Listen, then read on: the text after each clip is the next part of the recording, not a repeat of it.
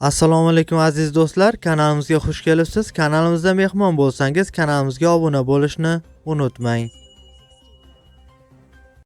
O'zbekiston Markaziy bank tomonidan belgilangan xorijiy valyutalarni O'zbek so'miga nisbatan 2026-yil 18-iyul kuni uchun amal qiladigan qiymatini e'lon qildi.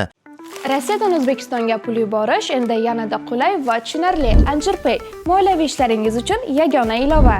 Rossiyadagi bank kartalaridan Humo, Uzcard va Visa kartalariga pul o'tkazmalari, shuningdek naqd pul yuborish xizmati ham mavjud.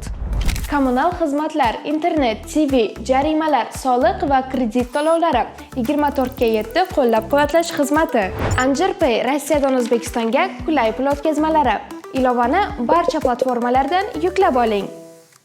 Unga ko'ra dollarning rasmiy kursi 62 so'mga pastlab, 1 AQSh dollari 12031 so'm tashkil etdi. Bundan ko'rinadiki, 100 AQSh dollari 1,203,125 so'mga teng bo'ldi. Yevro kursi esa 102 so'mga pastlab, 1 yevro 13764 so'm tashkil etdi. Bundan ko'rinadiki, 100 yevro 1,376,495 so'mga teng bo'ldi. Rossiya rubl kursi esa 1,98 so'mga pastlab, 1 Rossiya rubli 153 so'm tashkil etdi. Bundan ko'rinadiki, 1000 Rossiya rubli